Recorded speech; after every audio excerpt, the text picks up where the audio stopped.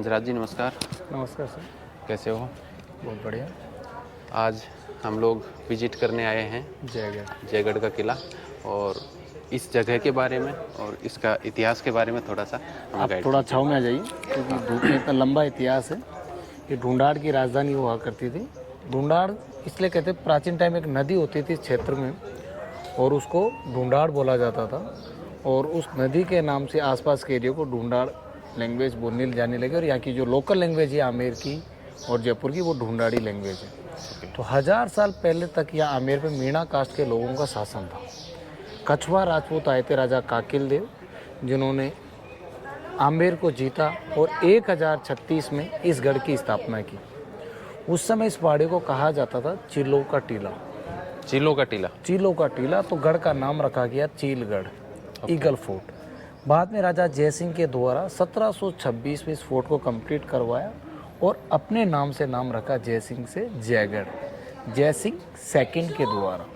और ये कछवा राजपूत थे जो कुश के वंशज थे। जयपुर राज परिवार कुश का वंशज है। इनके पास आज भी वंशावली है जो सिटी पैलेस में रखी हुई है। और ये फोर्ट अभी भी जयगढ़ ट्रस्ट के अंडर में है। इसलिए आप यहाँ पीछे फ्लैग भी दिखेंगे, राजा के फ्लैग है। इसमें 5 कलर्स हैं। जब भी अपनी हिस्ट्री के अंदर आगे आएंगे 5 कलर्स क्यों हैं। ये फ्लैग अभी वो जो शासन था राजा का उसी को इंडिकेट करते हैं। हाँ, उन्हीं का ही है। 2 फ्लैग है, ये भी आपको आगे आएगा। लेकिन फिलहाल जयगढ़ फोर्ट जो जाना जाता है वो जयवान तोप की वजह से, क्योंकि इसमें पहियों पर की दुनिया की सबसे बड़ी तोप है। भारत में अगर सबसे पहले अगर तोप कोई लेके आया था वो बाबर लेके आया था 1526 में 21 अप्रैल को, जिसमें बाबर और इब्राहिम लोदी के बीच में जंग हुई थी। उस जंग में इब्राहिम लोदी के जो थे हाथियों ने कभी तोपों की आवाज़ सुनी नहीं थी और वो बिदक गए और अपनी सेना को कुचल दिया, जिसमें इब्राहिम लोदी भी मारा गया। 1527 में फिर दूसरा युद्ध हुआ था, खानवा का युद्ध, जिसमें तमाम राजपूत इकट्ठा होकर राणा सांगा के सपोर्ट में लड़े थे। तो राणा सांगा के समकालीन शासक थे आमेर के पृथ्वीराज कछवा। पृथ्वीराज जो कछवा था खानवा की लड़ाई गए थे, उस लड़ाई में वो शहीद हो गए। उनकी जो रानी थी बालाबाई, जो बीकानेर से थी, लूणकरण की बेटी और आमेर की पटरानी थी, तो उन्होंने अपनी रियासत का बंटवारा कर दिया। तो उनके 12 बेटे थे, 12 बेटों में तहसीलें डिवाइड कर दी। लेकिन उनका जो प्रिय बेटा था वो सबसे छोटा था, जिसको आमेर का राजा बना दिया, जिसका नाम था पूरणमल। पूरणमल राजा बना। सबसे छोटा बेटा राजा पृथ्वीराज कछवा का, जिसको आगे जाकर जब शासन शुरू करा तो आगे चलकर भाइयों का विद्रोह का सामना करना पड़ा और उस विद्रोह में अपनी राजगद्दी उसने गंवाई और सबसे फिर उसका बड़ा भाई राजा बना, जिसका नाम था भीमदेव। भीमदेव का एक बेटा था रतन सिंह। रतन सिंह ने क्या किया, शेरशाह सूरी से संधि कर लिया, बिना कोई शर्त के, और अय्यासों में लिप्त हो गया। उसको मारकर उसका छोटा भाई राजा बन गया आस्करण। आस्करण ने क्या किया, आमेर गद्दी के लिए भाई को मार दिया, दरबार लगाया, तो 16 दिन तक राजा बना रहा और उसको गद्दी से नीचे उतार दिया उसी के चाचा बहारमल ने। तो बहारमल ने आस्करण को यहाँ से गद्दी से उतार दिया। वो विद्रोह ना करे आगे जाके, तो उसको अपनी जागीरदार जो जागीरी थी नरवर, जो ग्वालियर के पास में, वहाँ का उसको राजा बना दिया। आमेर के राजा बहारमल रह गए। भाइयों के आपसी विवाद के चलते पूरणमल का लड़का था सूजामल ने भी आमेर गद्दी के लिए बगावत कर दी। बगावत करने के बाद आमेर में जो बगावतें हो रही थी, तो अकबर से राजा बहारमल ने अधीनता स्वीकार करी 1562 में 20 जनवरी को सांगानेर में, और 1562 में 6 फरवरी को अपनी बेटी हरकाबाई का विवाह करवाया और मुगल दरबार में दरबारी के साथ साथ रिश्तेदार भी बन गए। तो राजा बहारमल जो था वो अकबर का प्रथम राजपूत राजा बना, जो दरबारी बना। उसका बेटा था भगवंत दास, और भगवंत दास का बेटा था राजा मान, जिसे अकबर के द्वारा सिंह की उपाधि दी गई थी। तो राजा मान सिंह ने जो था 1580 में अफ़गानिस्तान गए थे, और अफ़गानिस्तान में मिर्ज़ा हकीम का सूर था, जिसने अकबर के खिलाफ बगावत कर दी थी। उस बगावत का दमन करने के लिए वहाँ गए, तो वहाँ एक साथ 5 राजाओं को हराया था अफ़गानिस्तान में कंधार में। तो उन 5 राजाओं के जो झंडे थे उनको मिलाकर अपना पचरंगा झंडा बनाया। वहीं से तोप बनाने की तक। ये जो 5 रंग का झंडा है ये अफगानिस्तान में 5 राजाओं को 5 राजाओं को हराया था, इंडिकेट करता तो है। ओके। उनकी 5 राजाओं के झंडों को मिलाकर 5 रंग का झंडा बनाया, तब से 5 रंग का झंडा लगाया जाता और है। ये 2 झंडे हैं, इसका क्या? ये भी अभी आएगा हिस्ट्री में स्टेप बाय। तो राजा मान सिंह के टाइम से बड़ा झंडा लग रहा है, और वहीं से तोप बनाने की तकनीक राजा मान सिंह लाए।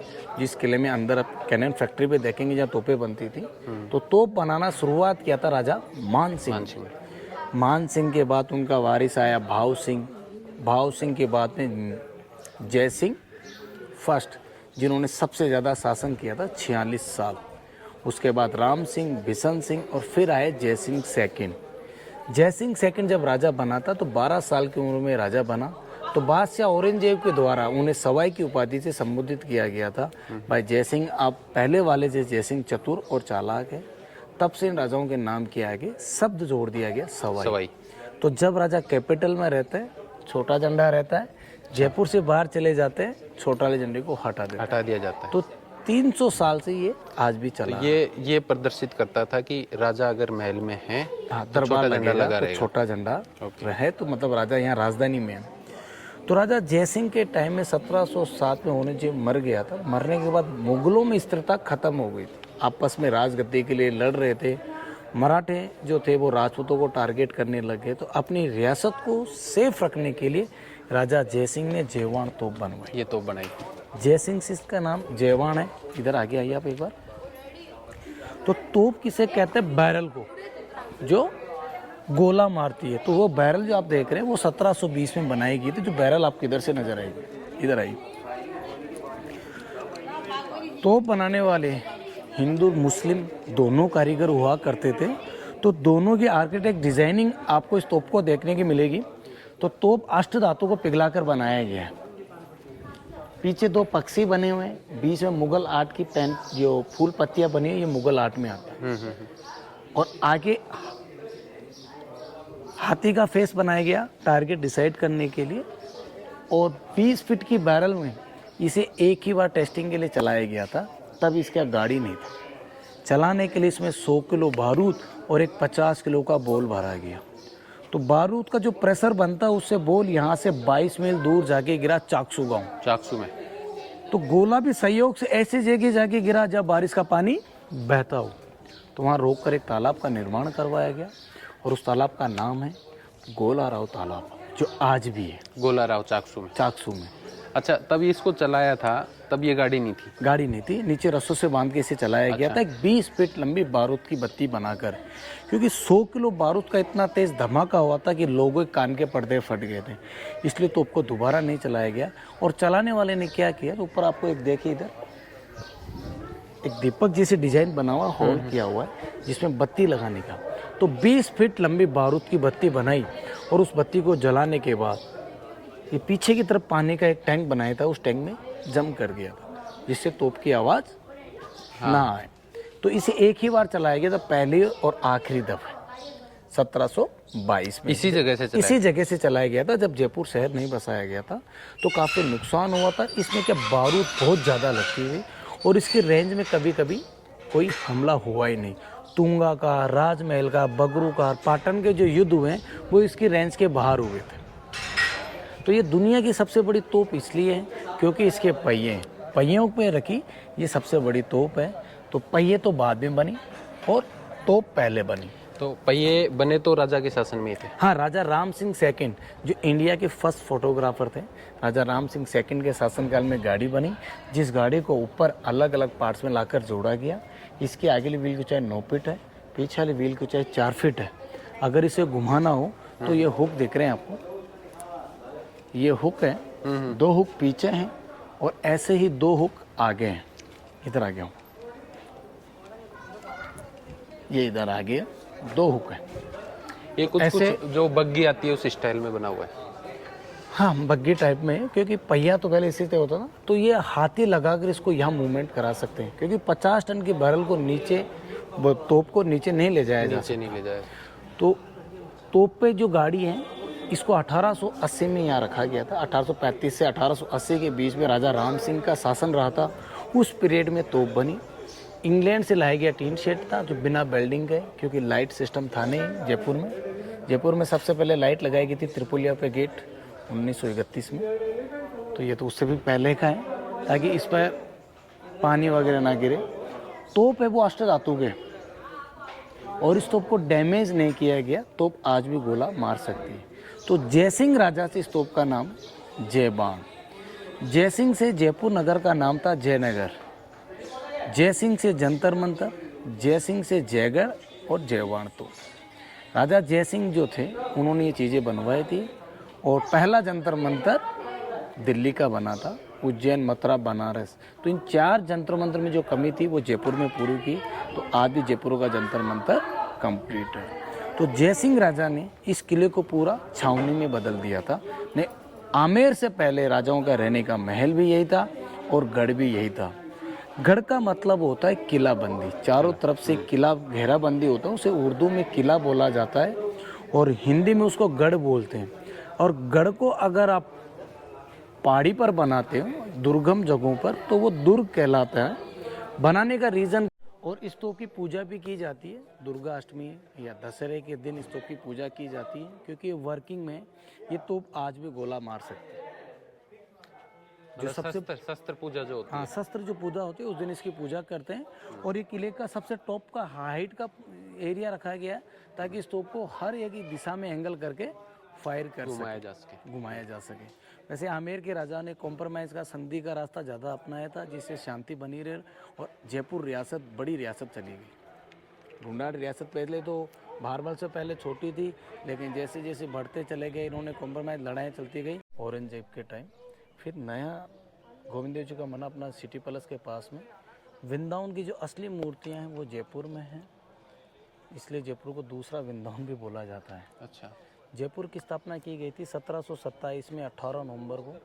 जयपुर भारत का नहीं, एशिया का पहला प्लान सिटी है। इसका जो बनावट है वो पेरिस की तर्ज पे है। पेरिस के 32 चौकड़ियों में और जयपुर 9 चौकड़ियों में, 9 ग्रह के अनुसार। और वास्तु के हिसाब से जयपुर बसाया गया, जिसका वास्तुकार था विद्याधर भट्टाचार्य, ज्योतिष था जो बंगाली था। वैसे खुद राजा जयसिंह एस्ट्रोलॉजर और एस्ट्रोनॉमर थे। इस बारे में जयपुर का एक अलग से अपन सेपरेट वीडियो बनाएंगे कभी बाद में। अभी ये नीचे तक देखें वाटर कैनाल है। ये कैनाल यहाँ से 5 किलोमीटर दूर तक ये नहर बनाएगी। ये नहर यहाँ से 5 किलोमीटर दूर का एरिया का पानी इकट्ठा करके लाती है। पानी के साथ साथ इसमें ये 5 किलोमीटर दूर इधर कौन सी जगह तक जाती है? नहीं, ये जंगल में जो रही है, मतलब इसकी जो लंबाई है ना टोटल वो 5 किलोमीटर है। ये सिर्फ पहाड़ी पर घूम रही है। इस पे जो बारिश का पानी गिरता है वो सारा पानी किले के अंदर आता है।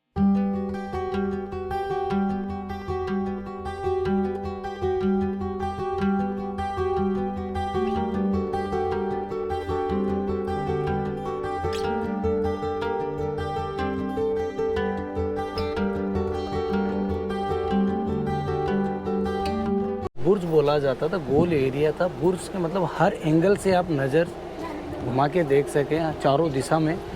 गोल बनाने का रीज़न क्या था कि चारों दिशा में नज़र आए और तोपों को यहाँ तैनात किया जा सके। तो यहाँ 4 विंडो दिख रही हैं आपको चारों दिशाओं के हिसाब से। ये चौकोर विंडो है इधर, ये तोप फायर करने के लिए बनाया जाता, ताकि यहाँ से तोपों को फायर किया जा सके। क्योंकि इनके पास तोपें आ चुकी थी, तो इन्होंने दीवार को इस तरह से विकसित किया, दीवार को गोलाई दी है।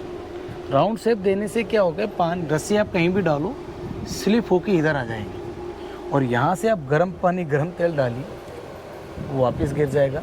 आप उसे ऊपर चढ़ के मारने की कोशिश करेंगे तो उसको कवर फायर मिलेगा, लेकिन आप अंदर से गर्म पानी, गर्म तेल डाल देंगे तो वापस गिर जाएगा।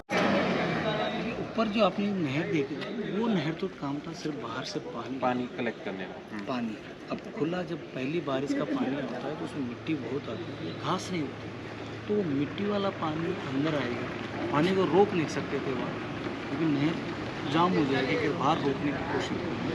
तो ये देखिए, इसमें मिट्टी आपको भरी हुई, इसी बार बारिश में आएगी। हर बार इसकी सफाई की जाती है। ये चढ़ाई बनाने से क्या होता है, मिट्टी तो नीचे बैठती चली जाती है, पानी का लेवल आगे बढ़ता है अंदर। जैसे जैसे नहर में पानी बढ़ेगा, काम करता है। हाँ, ये फिल्टर काम करता है। और ये हथियार रखने के रूम्स बनाए गए, देखिए कमरे बनाए हैं, हथियार रखने के कमरे बनाए गए हैं। इनमें हथियार रखा जाता था। सेना के विश्राम करने के लिए कक्ष भी बने हुए थे। जो पोस्टों पे जो सेना तैनात होती थी उन लोगों के रेस्ट करने के लिए बरामदे बनाएंगे। उस एरिया को बंद किया हुआ है क्योंकि वो तो गिर ना जाए इसलिए। और रैंप बनाने का कारण क्या था, इनके पास तोपें थी तो तोपों को दीवारों पर ले जाने में आसानी होती, इसलिए आपको रैंप बनाएंगे ताकि तोपों को चढ़ाने में आसानी हो। तो जयगढ़ जो फोर्ट है 690 साल में बना, 28 राजाओं का शासन चला, 3 किलोमीटर में इसका घेरे को घेरा हुआ है। अब अगला पॉइंट चलेंगे वाटर टैंक, जहाँ भी पानी भी था और वहाँ खजाने की तलाश में खुदाई भी करवाई गई थी। वहाँ एक सेकंड, वहाँ जहाँ फर्स्ट में एक फ़िल्टर तकनीक जो दिखाई थी, वहाँ से नाली के थ्रू या नहर के थ्रू पानी आता है। यहाँ पे एक छोटा सा और एक कुंड बनाया गया है जो माइनर थोड़ा बहुत मिट्टी या कुछ और गंदगी जो पानी में रहती थी इसको वो इसमें और ज़्यादा साफ़ हो जाता था। उसके बाद में ये पीने के लिए यही है ना। पहले ये इसको भरा जाएगा, फिर पानी मान लो अच्छी बारिश का आवक होगा तो 2 टैंक और अंदर पानी इस रास्ते से ले जाता है। और पानी को मोड़ने के काम आता था ये गेट। इधर गेट लगाते तो ये रास्ता बंद करके इधर लगाते तो सेम साइज का। और ये पुराने जो सिस्टम में आती है, पहले तो क्या है कि चूना और फिटकरी डालकर पानी को साफ रखते थे। और अब तो फिर मशीन वगैरह फिल्टर के हिसाब से इसको साफ करते हैं ना, आगे पानी निकलता है। इसकी कैपेसिटी कितनी होगी? 60 लाख गैलन, 2 करोड़ 40 लाख लीटर इसकी पानी की कैपेसिटी है। ये टैंक है पूरा एक, अब वहाँ आगे से दिखाऊंगा सब पानी भी दिखेगा वो भी है। तो पूरा कवर्ड टैंक है ये? पूरा कवर टैंक है। दोस्तों, अगर आपको हमारा ये प्रयास अच्छा लग रहा है तो वीडियो के नीचे एक लाल रंग का सब्सक्राइब का बटन है, उसको अगर आप दबा लेंगे तो आप घर बैठे हमारे साथ साथ देश और दुनिया के जहाँ जहाँ भी हम घूमने जाएंगे, जहाँ के भी हम वीडियोस डालेंगे, वो सबसे पहले आपको मिलेंगे। धन्यवाद। पीने के काम में लेते हैं कैमरे में दिखा दीजिए। पानी है और सीढ़ियाँ भी है।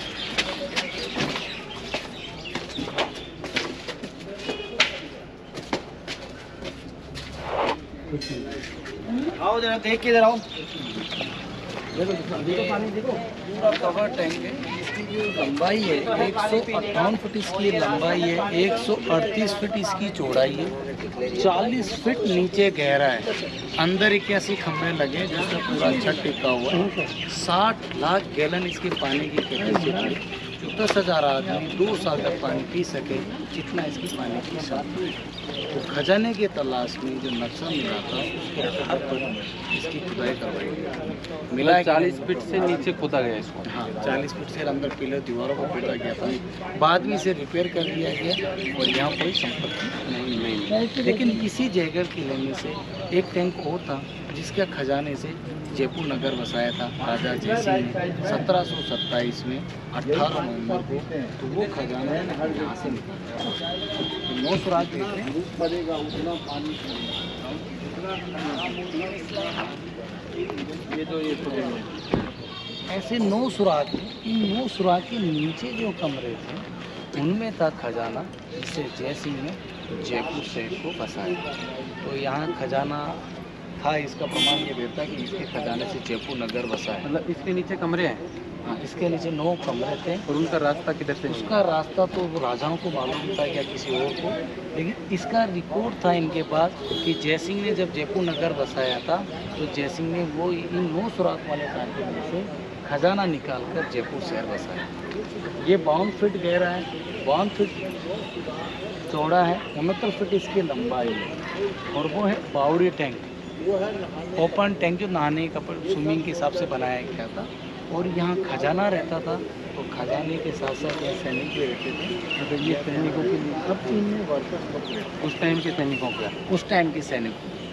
अब तो फिर सेना है, वैसे जयपुर की सेना राजपूतों राइफल्स में चली गई।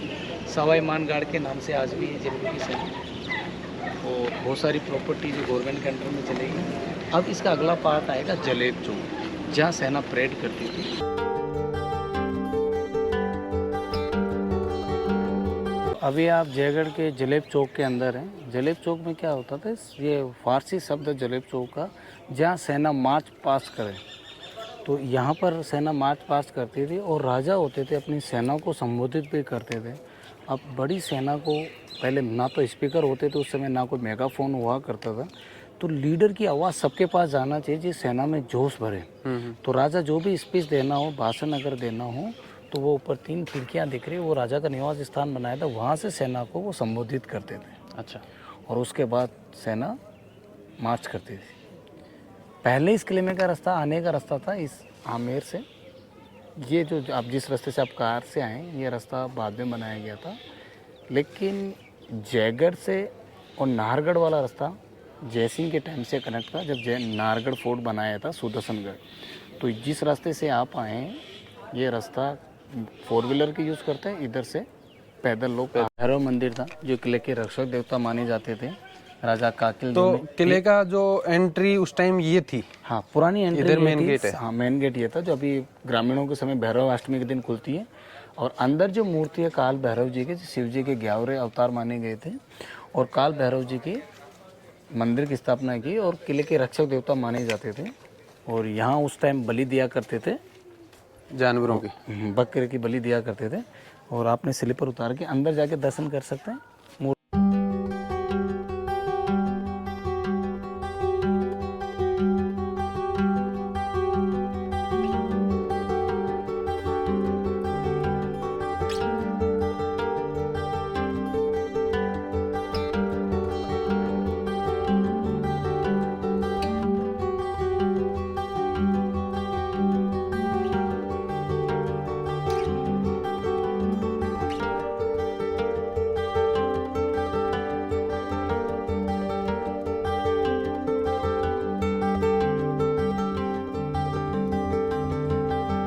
सुबट निवास थी योद्धाओं का बैठने का स्थान, जहाँ राजा अपनी सेना के साथ मीटिंग रखते थे या एक तरह से प्लानिंग करते थे वार करने की। कहीं भी अगर वार करें तो उस एरिया का पहला नक्शा बनाया जाता था और फिर पूरी तैयारी के साथ हमला करते थे। जब अच्छी तैयारी होगी तो परिणाम अच्छे मिलेंगे। तो उसके लिए देखिए, आप पीछे देख रहे हैं वो दीवार में एक स्पेस दिया हुआ बड़ा सा, वो स्पेस लगाया गया था नक्शा लगाने के लिए, ताकि यह नक्शा लगाकर सेना को एक्सप्लेन कर सके और फिर वार की तैयारी करें। तो पहले नक्शा होना चाहिए उस एरिया का, और नक्शे के अकॉर्डिंग आज भी आर्मी पहले नक्शा बनाती है, प्लानिंग करके ही अटैक करती है। तो ये सुबट निवास था, योद्धाओं का बैठने का स्थान। यहाँ से राजा को सभी बैठे हुए योद्धा नजर आते थे। तो इनको पावर कैसे मिलती थी? सर हैंड, अच्छा, हाथ से घुमाने वाले कूलर? हाथ से घुमाने वाले हैं। साइड में पैडल होता था, पैडल चढ़ते थे, पंप से पानी चढ़ता था, वापस गिरता था। अच्छा। 18वीं सेंचुरी की लकड़ी के कूलर हैं। और जब लड़ाई में अगर जाएंगे राजा, तो हाथी के ऊपर एक पौधा रखते थे, तो ये तख्त पे रखा हुआ है इस साइड में। ये खिलवती निवास, दीवाने खास का काम हुआ करता था। राजा के जो योद्धा होते थे सेना के ऊपर, मतलब कमांडो, उनके साथ मीटिंग किया करते थे। 3 दरवाजे बाद में बनाए गए।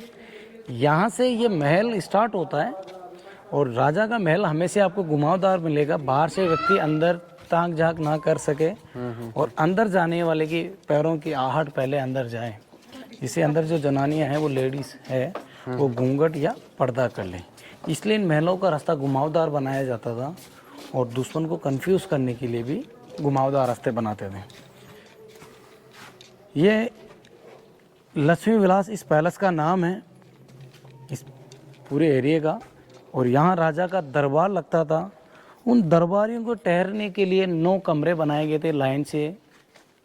9 कमरे हैं, तो 5 तो इस साइड में है। तो दरबारी किनको बोलते थे? राजा के जो जागीरदार होते थे ना, मंत्री टाइप के। हाँ। तो वो, और देखिए जागीरदार होता है जिनके नीचे गांव आते हैं। हाँ, समझ गया। और उनके नीचे ठाकुर, ठाकुरों के नीचे सरपंच हुआ करते थे।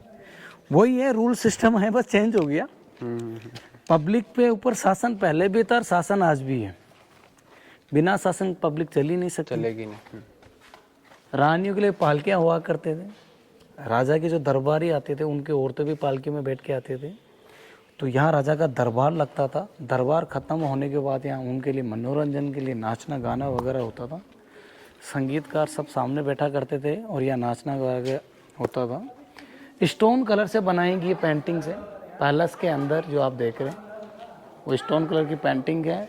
और रानियाँ ऊपर झरोकों में बैठा करती थी, राजा नीचे यहाँ बैठा करते थे अपने दरबारियों के साथ, क्योंकि दरबारी यहाँ मेहमान हैं। और महलों को आगे ये खुला बनाने का कारण क्या था कि उस समय पावर सप्लाई होती नहीं थी। आपने बोला था लाइट इन महलों में थी नहीं उस समय, तो महलों में हवा और रोशनी रहे, इसलिए पैलेस के आगे खुला बनाया करते थे। तो यहाँ तक तो राजाओं के दरबारी आते थे। इसके आगे फिर जनाना महल कहलाता है, जिसको बोलते हैं भूल भुलैया।